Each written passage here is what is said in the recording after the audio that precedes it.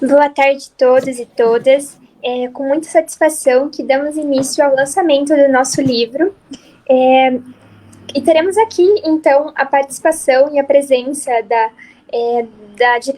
editora, representada pelo Anthony, dos professores que compuseram a banca julgadora, e também, mais importante, os alunos que participaram e se dispuseram a escrever um artigo, publicar conosco e confiar no nosso trabalho. Eu concedo agora, então, a palavra para o professor Anthony.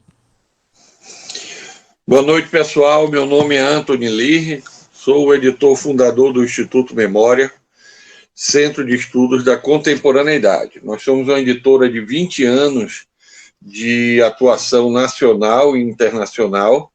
Somos uma editora que tem o melhor conselho editorial jurídico do país, conselho editorial com representação em todos os continentes, inclusive. Temos parceria com instituições de pesquisa e ensino pelo mundo todo. Citando alguns dos nossos autores e conselheiros, mas não nos limitando a ele, mas só como representando a todos os autores e todos os conselheiros, posso citar o professor Ingo Sarlet, ou Ingo Sarlet, a professora Flávia Piovesan, o professor Valério Manzuoli, o professor Sidney Guerra, o professor Nelson Neri Júnior, o ministro Rezec, o ministro Fachin, e muitos mais eu poderia citar, mas esses já representam com excelência toda a nossa proposta, toda a nossa carga de responsabilidade por reunir em torno de uma proposta de democratizar o conhecimento, transformando-o em socialmente útil, ou seja, em colocar o conhecimento como a serviço da transformação social e transformar o mundo, um livro de cada vez. Transformar em quê? Em algo mais justo, equânime, né? Um mundo que caiba a todo mundo de forma plena, digna. Nosso horário é um pouco limitado, então não vou me estender. Esse livro, ele se reveste de uma característica muito especial para mim. Você notem que eu, muito orgulhosamente, porque tenho orgulho da trajetória do Instituto Memória e tenho orgulho de quem a gente conseguiu seduzir para a causa de transformar. Porque, para mim, a editora não é um negócio, é uma causa. Né? Transformar o mundo não é um negócio. É um compromisso de todo mundo que tenha caráter. Porque quem não tem caráter, quem se diga justo, digno, honesto, ao ver alguém caído na rua, morrendo de fome, ou de frio, ou de dor, e não se sentir culpado, não tem caráter. É mau caráter mesmo. Porque omissão de socorro é crime. Você pode anestesiar sua consciência e fingir que não vê, mas você está vendo. Muito bem. Mas, como eu disse, eu com tantos autores renomados, esses autores que eu citei, posso citar o professor Francisco Cardoso, nosso parceiro autor de tanto tempo, de uma parceria já antiga. Posso citar tantos famosos que não tem problema em arranjar editora. Qualquer editora de qualquer tamanho quer esses nomes. O problema é que uma editora que se propõe séria tem que ter compromisso com os novos autores, com os novos pesquisadores, fomentar, orientar os graduandos para que eles não vão cair na vala comum da mediocridade. Notem quantos alunos se formam por semestre no Paraná, no Brasil, mas não 80% deles vai ficar na mediocridade. São acomodados. Falando em direito, podia falar em qualquer área. E vocês, do DACP, já saem já se formam levando um livro na mão. Vocês já estão saindo para o mercado dizendo a que veio. Vocês vieram ousar. Porque se não for para ousar, nem adianta ser jovem. A ousadia transforma o mundo. A ousadia de ser diferente. A ousadia de pensar diferente. De ter paradigmas diferentes. Não ir na manada. Por isso, eu gostaria de falar aqui o nome de todos os organizadores.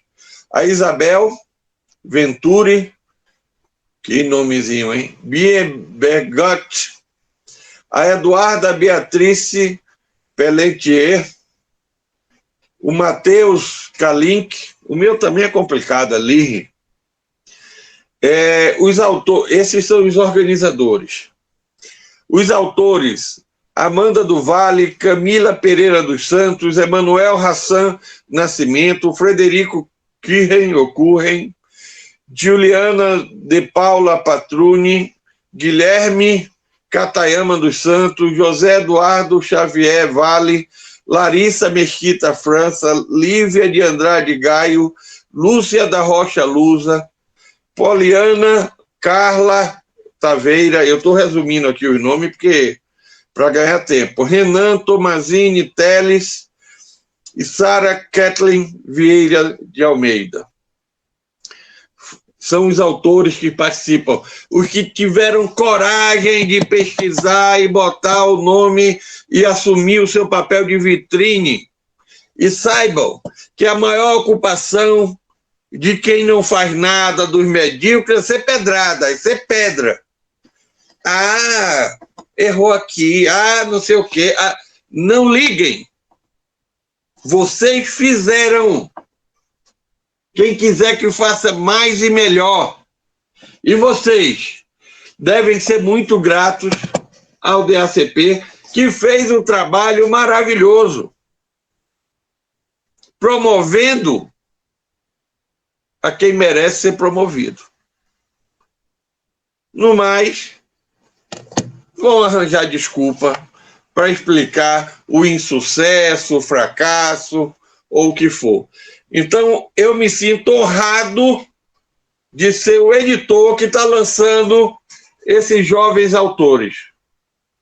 Eu me sinto feliz e realizado que, ao mesmo tempo que eu lanço o Ingo Sarlet, que eu lanço um Francisco Cardoso, que eu lanço um Faquin, eu lanço o livro de vocês. Todos são iguais diante do editor, mas não são, não. Vocês, minha responsabilidade é maior com vocês do que com eles. Desculpem a eles, que a eles eu tenho uma admiração e gratidão por acreditarem em mim.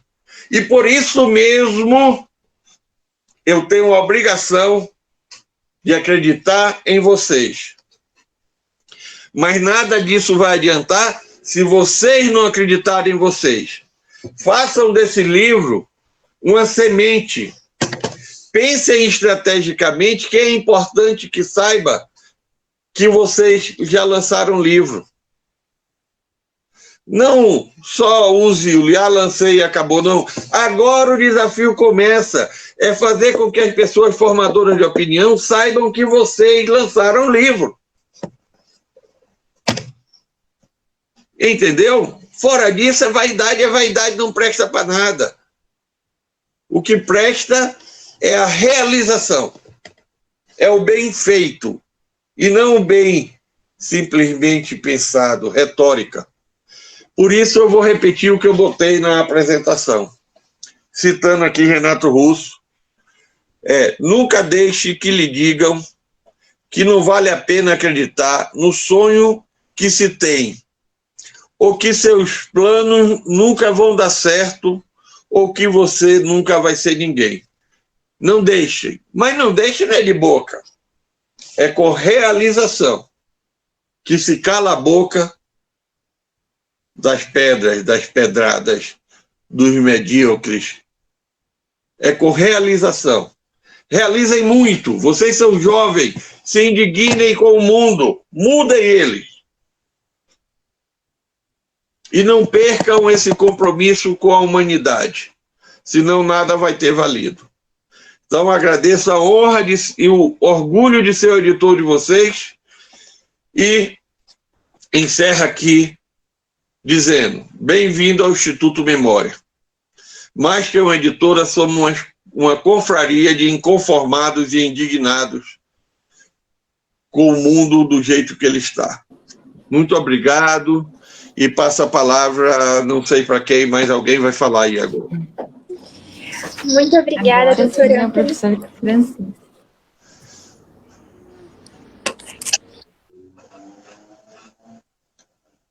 Alguém tem que falar. Senão eu vou falar de novo, hein?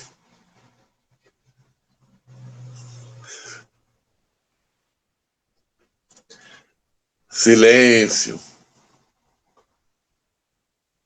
Eu posso cantar também, se todo mundo continuar em silêncio.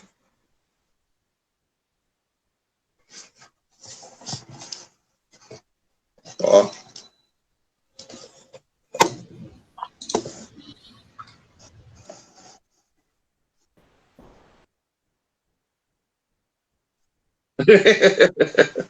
Mas eu posso falar.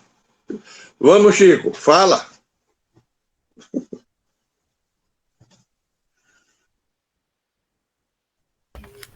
Olá, pessoal. Estão me ouvindo aí?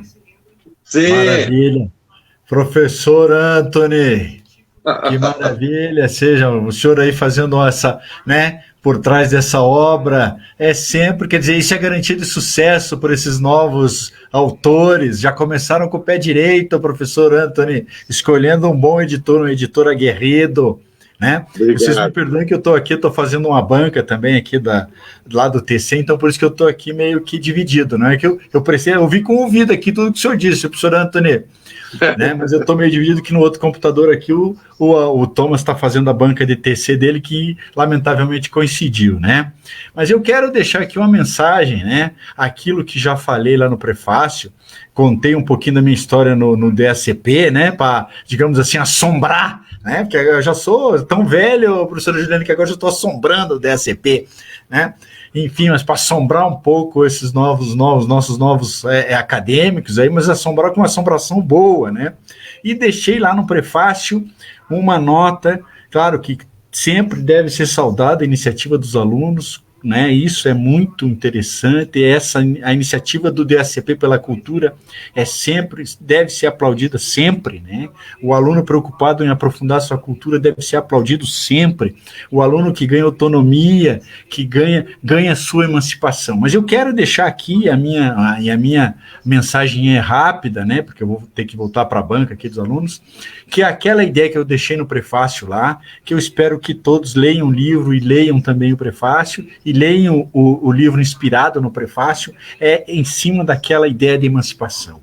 Não, a ideia de emancipação que está ali, que a semente da emancipação que está ali, não é só uma emancipação de, digamos assim, de seguir a norma, de se tornar responsável, que isso é o normal, isso é o que se espera, né? O que nós esperamos das novas gerações é transformação, é mudança, é mundo novo. Então, a ideia de emancipação que está colocada ali, pessoal, para vocês, não é o normal, não é só ser responsável, porque responsáveis vocês já são, já fizeram um livro, já estão atrás, já estão produzindo, já mostraram a que vieram, né? Vocês já assumiram a responsabilidade de vocês no mundo.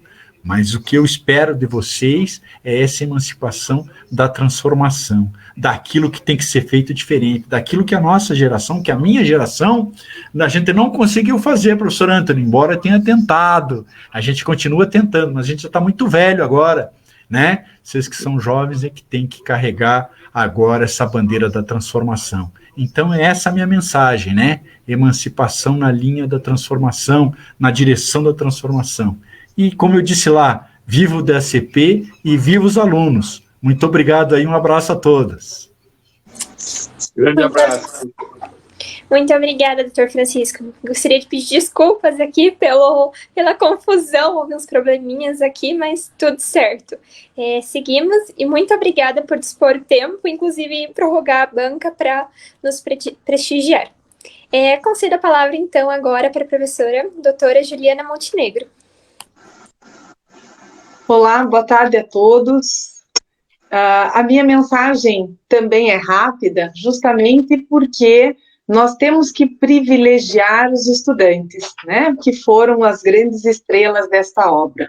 Então, nós sabemos que o atual momento que nós estamos vivendo é um momento atípico, e nem por isso a qualidade do ensino, a vontade daqueles que querem se diferenciar e a vontade daqueles que querem transformar o mundo ficou prejudicada.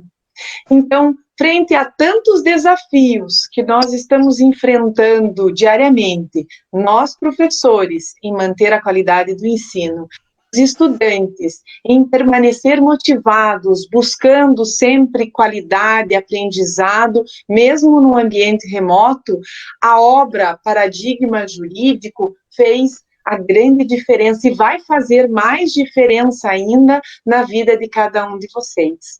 Então, o destaque que vocês plantaram, né, com esse livro, né, esse projeto do Diretório Acadêmico Clotário Portugal, realmente fez a diferença agora, mas vai fazer muito mais diferença no futuro.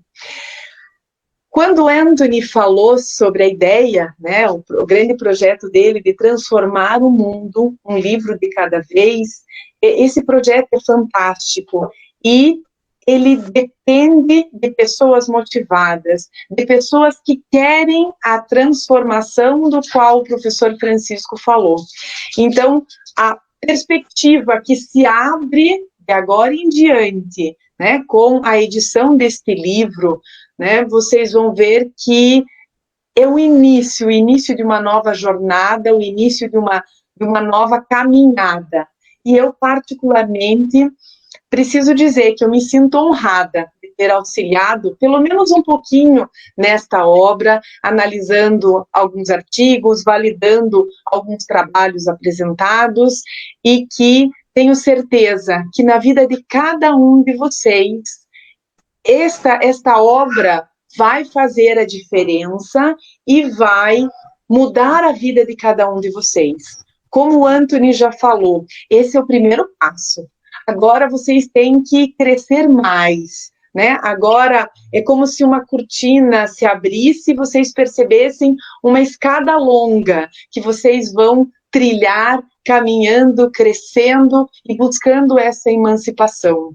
O professor Francisco foi muito feliz no que ele, né, no prefácio, onde ele, né, mostrou que essa autonomia vocês começaram a construir e vão trilhar cada vez mais de agora em diante. Então, eu gostaria de deixar registrado os meus parabéns a todos vocês que buscaram e que se arriscaram fazer uma obra. Parabéns ao DACP pela iniciativa do trabalho, né, de publicar um livro, e parabéns a todos os envolvidos que apresentaram esses artigos. É isso, parabéns. Muito obrigada, doutora Juliana, muito obrigada por participar conosco também, foi muito importante a participação da senhora. Eu concedo então a palavra agora para o Matheus Kalink, né, que atuou como tesoureiro na gestão de 2020 e é candidato à presidência para o DACP ano que vem. Matheus? Boa tarde, pessoal, tudo bem? A minha participação aqui vai se restringir somente a agradecer vocês, porque minha participação foi ínfima nesse projeto, perto do que a Duda e a Isabel fizeram. Elas tocaram esse projeto com uma maestria, com uma seriedade e com um comprometimento que vocês não têm ideia, sabe? Um projeto que faz tempo que está sendo discutido e no qual elas dedicaram muito tempo e muito esforço para fazer acontecer. Então, eu queria deixar aqui primeiro meus agradecimentos à Isabel e à Eduarda, que, como eu falei, tocaram esse projeto com maestria. Agradecer ao professor Anthony, que com o Instituto Memória comprou a nossa ideia e fez esse projeto sair do papel.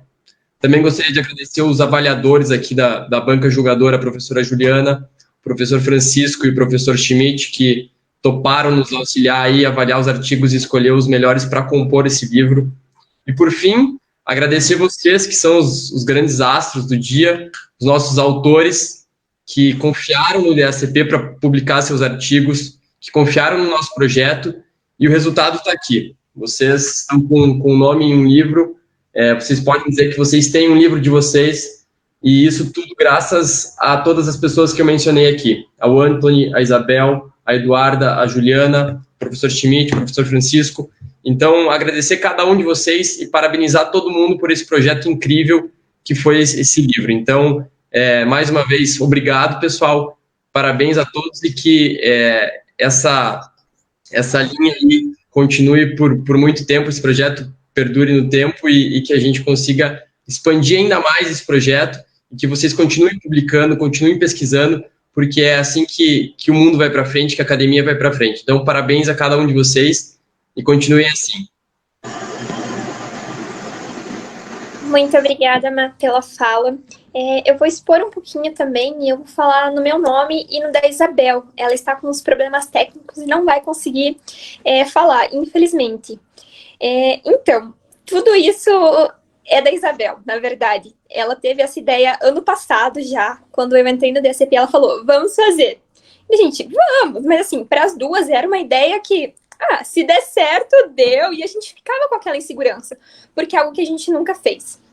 E, cara, olhar, desculpa a gíria, mas olhar isso aqui e ver que realmente deu certo, teve muito perrengue, e deu certo, isso é incrível. Então eu só tenho a agradecer, de verdade, principalmente ao Anthony, ao professor Schmidt, à professora Juliana e ao professor Francisco, porque não seria possível sem vocês.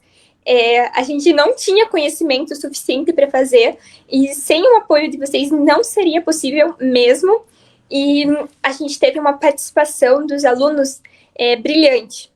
E, né, expondo aqui um pouco a banca julgadora, eles foram bem rigorosos. Então, os que foram aprovados, passaram, merecem os parabéns, todos os parabéns, mesmo porque vocês mereceram, de fato. E eu fico muito contente em ver o nome de vocês na capa desse livro, porque é fruto do reconhecimento de vocês. Eu espero que isso abra portas para vocês e espero também continuar com esse projeto ano que vem. Da minha parte, né, e da Isa, é isso. Eu concedo agora, então, a palavra para as autoras Amanda do Vale e a Camila Pereira dos Santos. Boa tarde. Primeiro, eu gostaria de agradecer a imensa oportunidade que o Diretório Acadêmico Clotário Portugal nos proporcionou. Muito obrigada mesmo, vocês nos influenciaram a pesquisar, e quando surgiu a oportunidade, em conversa com a Camila, ela colocou em pauta um tema de extrema relevância, que são as pessoas com deficiência no Brasil, e aí, por meio disso, nós começamos a pesquisar, e de primeira, né, amiga, nós nunca tínhamos pesquisado, e colocamos a mão na massa do início mesmo, mal sabíamos como fazia um artigo, então pesquisamos também como é que funcionam as regras, né, para um artigo, então buscamos tratar sobre o ordenamento jurídico brasileiro, os avanços, e uma parte muito rica do nosso artigo é que a Camila tem muita experiência com isso, ela vive isso na realidade com a sua irmã, com a sua família, então nós pudemos fazer comparações com o ordenamento jurídico e com a realidade, o que acontece, o que não acontece, e a parte que eu mais me debrucei, que é uma parte que eu gosto muito, que é o direito penal, então eu trabalhei também com a questão ali no artigo de como que o direito penal ele trata, né, a violência dessas pessoas, como é que o Poder Judiciário, o Ministério Público, eles têm também cooperado em relação a isso, então, resumidamente, eu queria muito agradecer aos professores, ao DACP pelo apoio e por vocês incentivarem a pesquisa, a cultura, a leitura. Então, fica aqui o meu imenso agradecimento. Passo a palavra à Camila.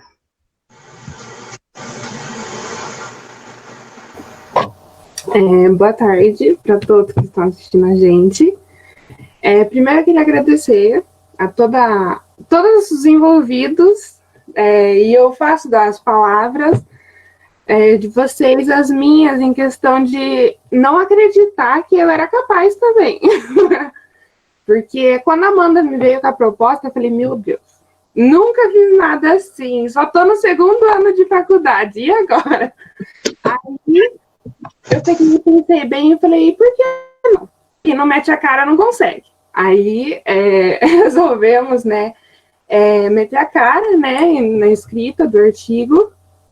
E sobre o tema, é bem isso, a minha irmã é especial, ela tem 15 anos, e por conta disso eu sempre quis falar sobre isso, sabe? Porque não é uma coisa que a gente vê, que a gente encontra por aí, até mesmo na faculdade, e eu sei que não é por maldade ou por esquecimento, é só porque não é uma coisa comum, digamos assim, de ser encontrada por aí. Então, só quem vive que quer saber ou quem vive que quer falar sobre. Então, foi por conta disso que a gente resolveu, né, fazer um artigo sobre as pessoas com deficiência e o ordenamento jurídico brasileiro, né? E graças a Deus e a todos vocês, foi possível e a gente conseguiu. Então, eu tô nervosa. Mas eu só tenho a agradecer a vocês, porque quando eu soube, meu Deus, foi um misto de sentimentos em saber que o meu nome estava aqui, junto com a minha parceira, Amanda. E, enfim, eu só tenho a agradecer a todos e que seja só o começo para todos nós, né? Tanto da ACP, quanto aos professores envolvidos, quanto à editora e quanto aos autores que estão aqui. Então, muito obrigada e que seja apenas o nosso começo. Queridas demais, muito obrigada. Eu convido, então, o Frederico Kunen, desculpa se pronunciei o sobrenome errado, para falar um pouquinho conosco. Oi, boa noite a todos. Primeiramente, eu gostaria de agradecer aos organizadores, ao professor Anthony, todos os professores da banca e aos demais colegas aqui que também são coautores e coparticipadores aqui do nosso projeto. Gostaria de agradecer também a Eduarda, o Matheus Kalink e a Isabel pela organização tão boa desse projeto, que saiu do papel, assim, muito rápido, apesar de ser no ano passado, né, mas é muito rápido. E, em nome de todos, também, vou voltar o agradecimento para a editora, mais uma vez, para o professor Anthony. Bom, no meu artigo, eu tratei um pouquinho sobre o direito previdenciário, que é um ramo que carece muito de atenção no direito brasileiro, principalmente agora com a reforma da Previdência. Nele eu tratei bem especificamente sobre um tema relativo à aposentadoria por invalidez, a antiga aposentadoria por invalidez, que são as mensalidades de recuperação. E no artigo eu busquei diferenciar a natureza jurídica desse instituto quando comparada com os benefícios previdenciários, que tem previsão constitucional e que todo mundo conhece. O que ficou mais evidenciado no artigo, justamente como dito pelos colegas anteriores, é a posição dele na prática. Porque a gente vê muito no sistema previdenciário, quem precisa do direito previdenciário são as pessoas mais leigas. E justamente elas não têm esse conhecimento necessário para, às vezes, requerer uma coisa que é de direito delas. Então, nesse artigo, eu busquei apresentar duas teses, uma que é o meu ponto de vista, como o INSS deveria adotar o sistema, e a outra é como a gente observa na prática, que é o meu ponto de vista, mais uma vez, acaba prejudicando muito os segurados, os trabalhadores, os leigos, que são os que mais precisam disso. Então, eu acho que esse livro e os artigos de todos os colegas têm muito a contribuir para a sociedade nesse sentido, de levar o conhecimento para quem não tem, de uma coisa que acontece na prática e talvez, se é de acordo com as nossas teses, deveria acontecer de outro jeito. Eu acho que isso é muito importante para evidenciar para quem não tem justamente o acesso a esse tipo de conteúdo, a esse tipo de material. Por fim, gostaria de agradecer mais uma vez a todos que estão assistindo, a todos os colegas e aos organizadores. Muito obrigado e passo a palavra para o próximo acadêmico. Muito obrigada. Passo a palavra, então, para os excepcionais Guilherme Enge e o José Eduardo Xavier. Bom, boa tarde a todas e todos. Inicialmente, eu, assim como os demais, gostaria de saudar e agradecer a cada um dos envolvidos nesse projeto. Primeiramente aos organizadores, a Isabel, a Eduardo e o Matheus, por nos proporcionar a possibilidade e a gratidão de estar aqui nesse evento hoje. A gente tem certeza que esse tipo de iniciativa ele agrega muito para o ambiente acadêmico. Esse incentivo à pesquisa ele afeta positivamente não só aqueles que participaram, os que integram esse livro, como aumenta também o nível cultural de todas as pessoas que estão no Curitiba. A gente gostaria de agradecer também ao Anthony, o editor do Instituto Memória, que foi o responsável pela publicação do livro. Agradecer também ao Schmidt, infelizmente presente, a Juliana, o Francisco, por essa... Eu imagino que eu não devo ter sido fácil. E, por fim, gostaria de parabenizar também todos os demais autores. Eu tenho certeza que nenhum dos artigos que integra esse livro aqui é à toa. Então, parabéns a todos. E esse nosso artigo em específico, ele foi escrito, como a Duda disse, eu escrevi em coautoria com o José Eduardo. Ele foi fruto de um esforço coletivo e de algumas noites sem dormir. O nome que a gente deu é Litigiosidade e Pacificação Social, perspectivas práticas para a solução da crise judiciária através dos métodos alternativos de solução de conflitos. Como foi uma ideia que surgiu inicialmente do José, eu vou passar então a palavra para ele, para que ele possa descrever melhor aí como foi o nosso processo, as pesquisas e as nossas conclusões.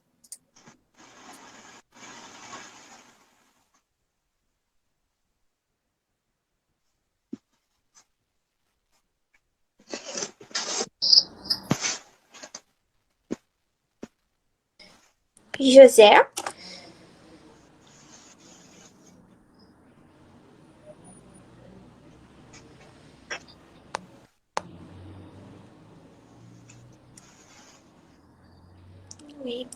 Eu acho que o José caiu.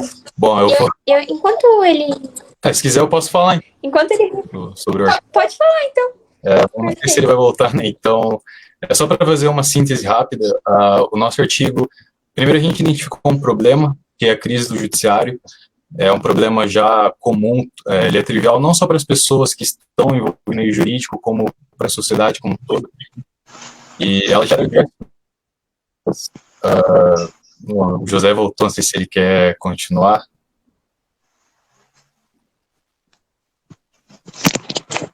José? Bom, enfim, acho que não está dando certo, eu vou continuar então. Bom, como é um problema bastante comum, a gente imagina também que todos os efeitos sociais e econômicos da crise do coronavírus que vieram agora tendem a agravar esse problema, que gera morosidade, ineficiência e até um descrédito do judiciário em relação à sociedade como um todo. Então, a gente procurou quais são as fontes desses problemas, a gente identificou uma cultura da litigiosidade implantada em toda a sociedade, desde os operadores de direito até mesmo as pessoas como um todo, que acreditam que todos os seus conflitos têm que ser levados ao judiciário, que seus conflitos não podem ser resolvidos numa composição entre eles. E, a partir disso, então, a gente viu que há um problema na formação acadêmica. A gente acredita que, infelizmente, a nossa formação é muito mais voltada ao processo, essa dialética de um contra o outro, de uma hipertrofia do argumento unilateral, e isso é ruim, isso agrava o problema da crise. E, além disso, então, por fim, a gente propôs soluções para cada um desses problemas que a gente identificou. A gente tentou dar um nó em todos os pontos, não deixar nada em aberto. E a gente acredita que, então, a principal solução seria o maior engajamento nos métodos alternativos de solução de conflito. E, com eles, esse seria um efetivo contributo para que as pessoas tenham mais acesso à justiça, para que o judiciário deixe, então, de ser visto até mesmo como um problema para as pessoas. E basicamente, essa é a nossa pesquisa. E espero que isso possa contribuir de alguma forma para todas as pessoas, da sociedade como um todo. É basicamente isso. Então, um agradecimento a todos os envolvidos. E passo a palavra então para o José, não sei se ele quer complementar mais alguma coisa. Então, eu tive um pequeno problema no meu computador em relação ao microfone. E vocês estão me escutando bem agora ou não? Só para saber. Sim. Beleza. Eu acabei entrando pelo celular aqui. Mas, enfim, o Guilherme acabou falando, né, tudo que a gente tinha para falar, mas, de qualquer forma, eu não poderia deixar mesmo de agradecer a todos vocês. Porque quando eu vi o primeiro post lá no Instagram desse projeto, desse concurso, eu conversei com o Guilherme e falei, cara, é uma oportunidade realmente muito grande. E eu parabenizo mesmo a todos que tiveram, de alguma forma, envolvidos nesse projeto. Foi um projeto incrível. E eu destaco o fomento mesmo, a pesquisa no Unicuritiba, que foi algo brilhante, de verdade, eu parabenizo mesmo a todos. O nosso artigo, como o Guilherme bem falou ali, ele visa resolver um problema que a gente ouve falar há muito tempo, que é o problema da crise judiciária, que representa toda aquela questão de um enorme estoque processual, uma falha na concretização de alguns direitos, como o próprio direito a acesso à justiça, e que acaba, infelizmente, levando o judiciário a um certo descrédito frente à sociedade perante algumas pessoas. E aí a gente encontrou algumas fontes, né, o que alguns sociólogos chamam de explosão de litigiosidade, que o nosso país passou um tempo atrás, e também um problema, como o Guilherme falou, na formação jurídica. E aí a gente propõe algumas soluções para algo que a gente chamou de cultura de litigiosidade no Brasil. E essa cultura não estaria enraizada somente, né, numa esfera jurídica, mas também numa esfera política e social também. E essa cultura ela é representada, nós julgamos que ela é representada por uma crença do corpo social de que a resolução de todos os conflitos eles devem ser necessariamente judicializados. E aí, a partir disso, a gente começa a propor soluções para isso. Como que nós poderíamos valorizar os métodos alternativos de solução de conflitos. E aí também nós mencionamos um projeto de lei que visa tornar até obrigatório a conciliação em alguns processos, lá como os casos de ações que versarem sobre direito patrimonial disponíveis. E a gente acaba indicando algumas modificações no projeto só para adequar uma melhor técnica processual. E também a gente propõe uma solução, uma mudança na questão do próprio ensino, né?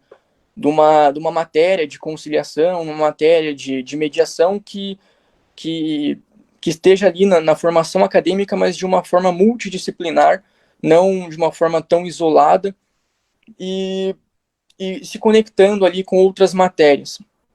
A gente fala muito daquilo que depois desse coronavírus nós vivemos em um novo normal, e isso acabou nos causando uma reconsideração das nossas condutas, das nossas práticas em sociedade.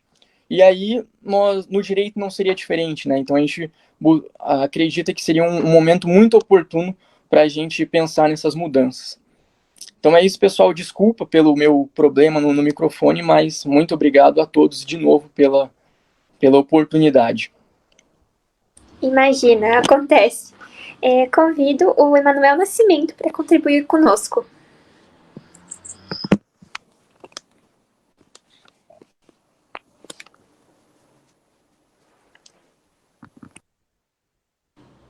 Emanuel?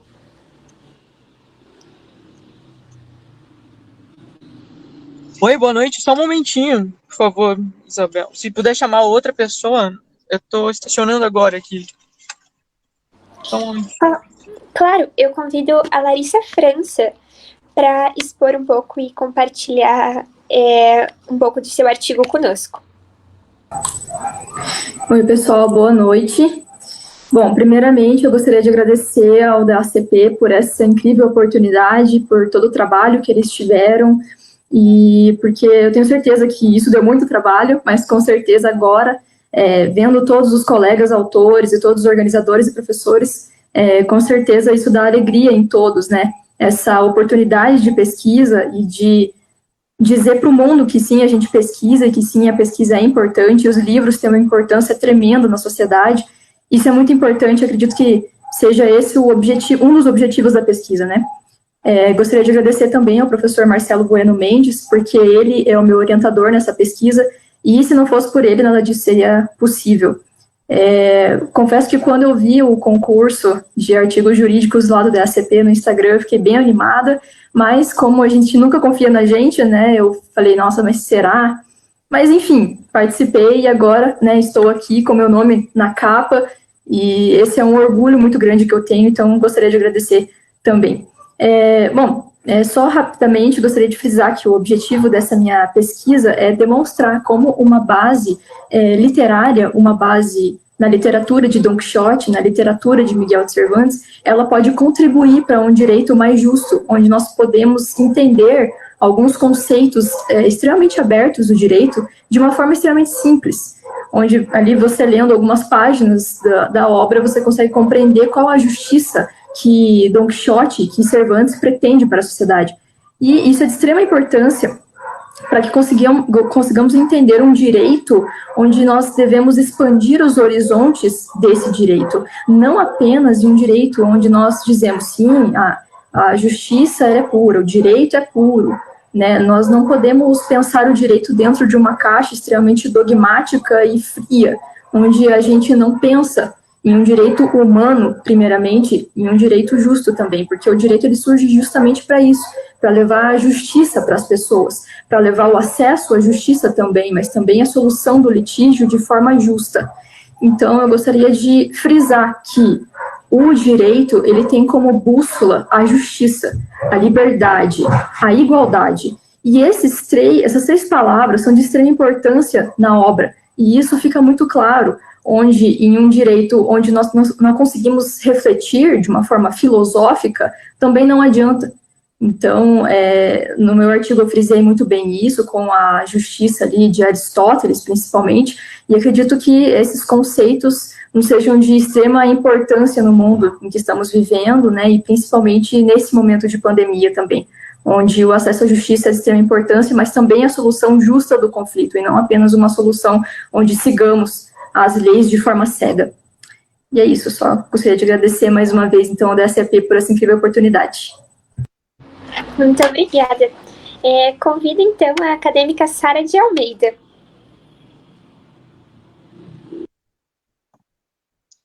Oi, tudo bem? Boa tarde para todos. Queria agradecer, conforme meus colegas já agradeceram, o pessoal do DSCP por organizar tudo isso, e agradecer pessoalmente a Isabel, porque ela foi extremamente atentiva. Sara, desculpa te interromper, se você conseguir aproximar o microfone, eu não sei se é só para mim que tá baixo, pessoal, ou para vocês também, o volume? Para mim também, tá bem baixinho. Então, eu aproximo do computador e aumento o volume. Conseguem me escutar agora? Desculpa te interromper, viu? 3, testando. Testando.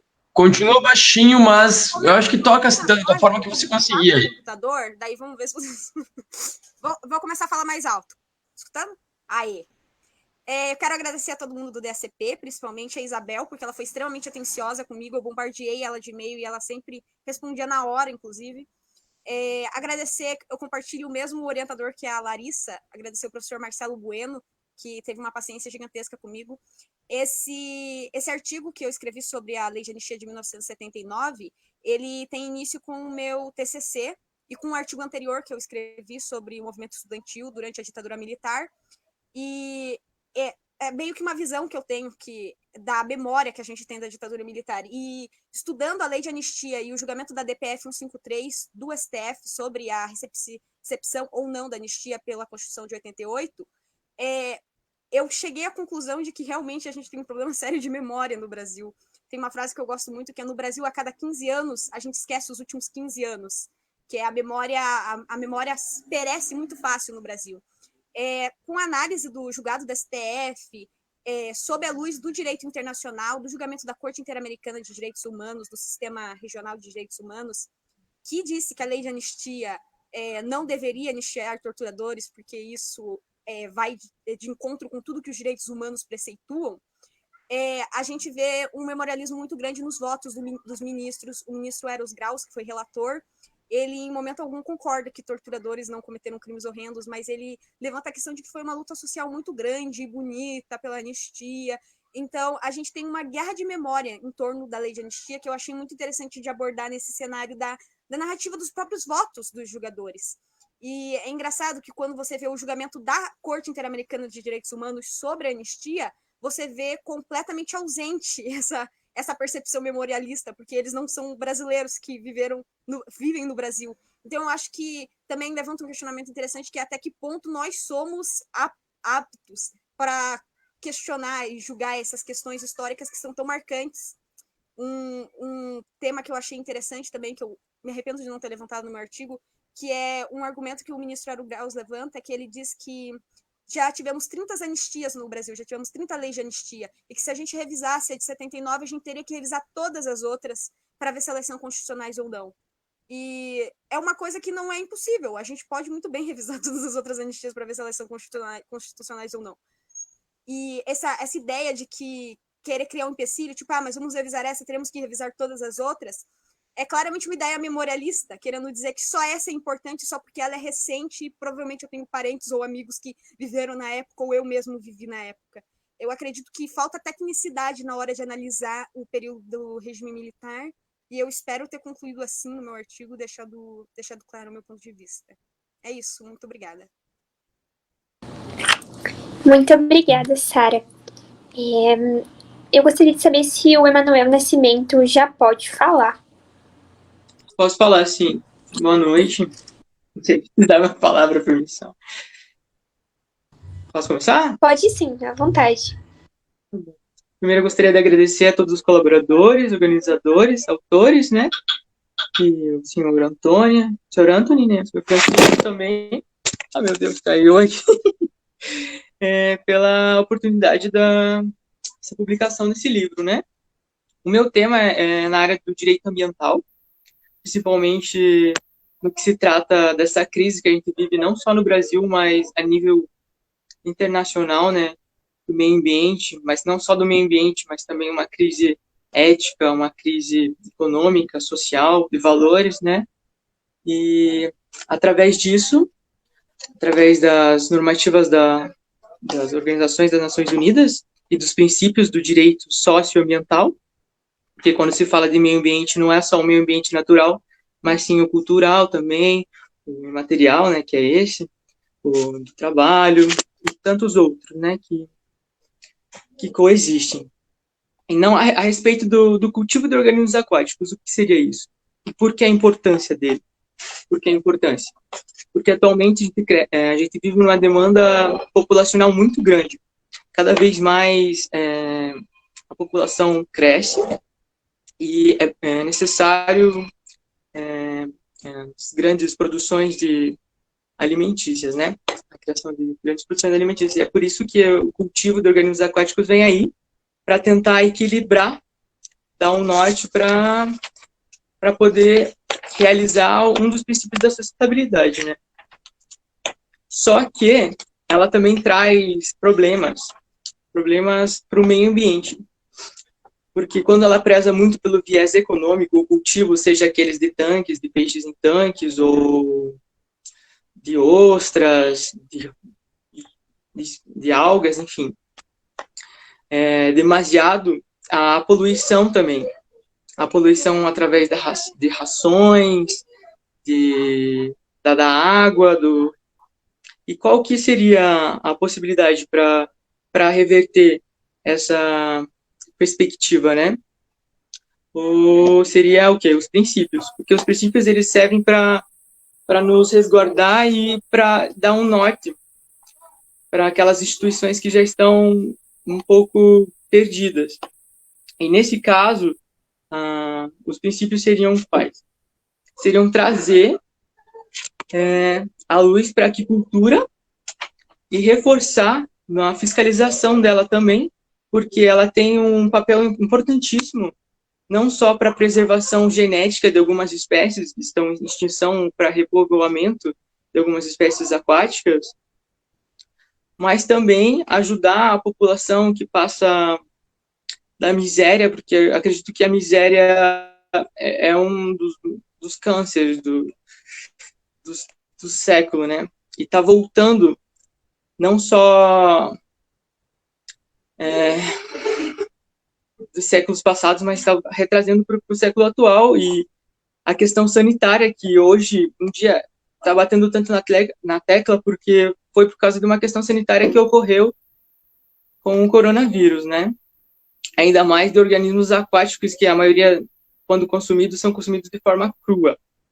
Então, tem todo esse viés, toda essa importância da fiscalização e do verdadeiro reforçar das ideologias da sustentabilidade, que é o prezar não só econômico, mas também o social e o biológico, natural, né? É isso, agradeço. Obrigado. Muito obrigada. Eu convido a Poliana para expor um pouquinho sobre o seu artigo, fazer algumas palavras aqui. Enquanto ela liga o microfone, já gostaria de agradecer também por todo o apoio, né? A Poli também é do DACP, e não pensem que a gente privilegiou eles, não, nem um pouco. E a hora que eu vi ela e o Renan aprovados, eu falei, ai meu Deus, que orgulho.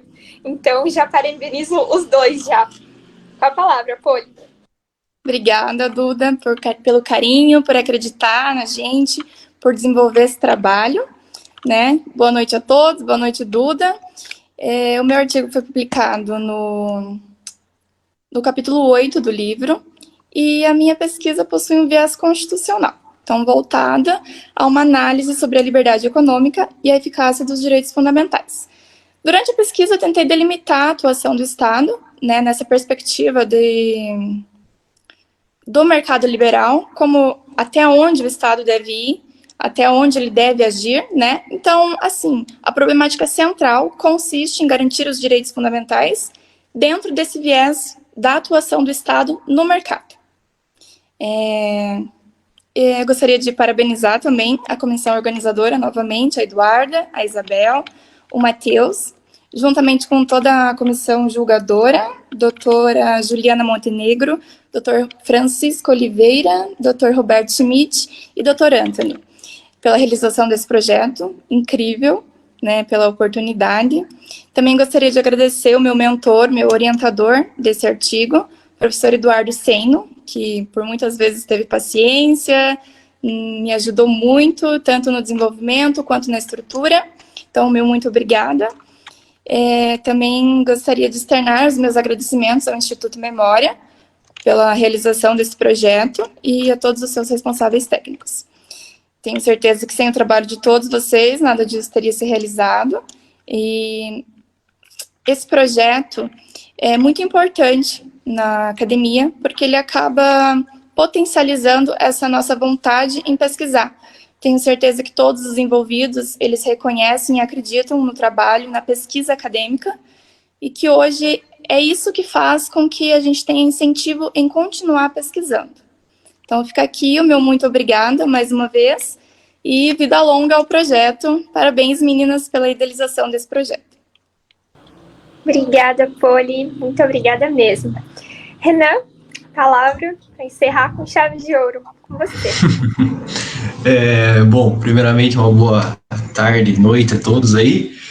Não vou me alongar muito.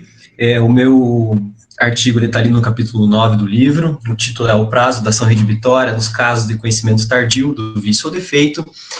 Basicamente, essas inquietações para escrever esse artigo, elas surgiram logo no quarto período da faculdade, quando eu estava tendo lá minhas aulas de contratos, que a professora mencionou, o Instituto do Vício Redibitório, e mencionou uma divergência doutrinária e jurisprudencial que tinha nesse assunto. E a partir daí que eu fui atrás de pesquisar, entender mais sobre o assunto. E aí, acredito que é aí que está um dos papéis mais importantes dos professores, justamente plantar essa sementinha da dúvida nas nossas cabeças. Então, primeiramente, fica aqui o meu agradecimento a vocês, professores, os membros da banca, que sempre nos estimulam a seguir em frente uma pesquisa que vai muito além da sala de aula. É por conta de vocês que nós, alunos, nos estimulamos a continuar produzindo academicamente no direito. Também gostaria de agradecer ao Instituto Memória por ter embarcado aí com nós, do Diretório Acadêmico nessa jornada, e também agradecer, né, por fim, mas obviamente, não menos importantes, os meus colegas do DACP, nas pessoas aí da Eduarda, da Isa e do Matheus, que organizaram essa obra perfeita. Desde que entrei na faculdade, eu sentia muita falta em um ambiente para nós, alunos, publicarmos as nossas pesquisas. A gente vê que na faculdade tem, efetivamente, muita pesquisa, a gente vê pelos nossos grupos de pesquisa, mas havia, sim, uma falta para a gente poder divulgar isso para o pessoal. Então, bom, acredito que esse foi um grande passo dado por essa gestão do DACP, e espero que, enfim, continue esse projeto, porque é uma oportunidade muito grande para nós, alunos, que temos interesse em seguir nessa vida mais acadêmica. Rapidamente, a respeito do meu artigo ali, eu trato de uma divergência, como eu disse, jurisprudencial e doutrinária, a respeito do prazo que se tem para conhecer daqueles vícios chamados ocultíssimos. Então, do prazo para ter esse conhecimento e do prazo para ajuizar essa ação. A gente vê que tem uma divergência grande, doutrinária e jurisprudencial sobre esse caso. Então, para isso, né, foram apresentadas ali essas divergências, bem como foi traçado um paralelo ali com o direito civil alemão, com o Instituto do Vício Redibitório no BGB alemão. A gente sabe que nosso Código Civil ele bebeu muito do direito civil alemão, então resolvi trazer um pouquinho para ver como que eles tratam lá. Não vou dar nenhum spoiler sobre as minhas conclusões, se o pessoal achou interessante, peço que vão atrás, compre o livro, enfim, estudem sobre o assunto, e fica aí, então, meu eterno agradecimento a toda a comissão organizadora e ao DACP. Enfim, saibam que é uma honra fazer parte dessa equipe e ter vocês ao meu lado aí nessa caminhada final. Muito obrigado. Muito obrigada, pessoal. Só para encerrar, então, eu queria dizer para vocês jamais desistirem, né? Acho que esse livro, que ficou muito bonito, inclusive, né? Azulzinho, bonito, ele é a prova que vocês são capazes, que vocês não devem desistir e que jamais vocês devem deixar alguém tentar diminuir vocês, porque, sim, vocês são capazes, vocês têm um mundo pela frente, né? Já dizia a Legião Urbana, né? Temos todo o tempo do mundo. E, de fato, nós temos. Então, se abracem a isso. Registro aqui de novo meus parabéns a vocês. Vocês, de fato, mereceram. E, se precisarem, estamos à disposição. Espero que vocês participem ano que vem novamente, se possível. E é isso, galera. Muito obrigada mesmo. Duda, vou te interromper, na verdade, você já terminou de falar, mas eu ia sugerir que todos pegassem o livro e se pudessem ligar a câmera para a gente tirar uma foto de todo mundo com os exemplares, eu acho que ficaria bem legal, até para a gente divulgar. Então, se os membros que estão com os livros aí pudessem, sei lá, colocar na frente, assim, para a gente tirar uma fotinha, acho que ficaria bem legal. Sim.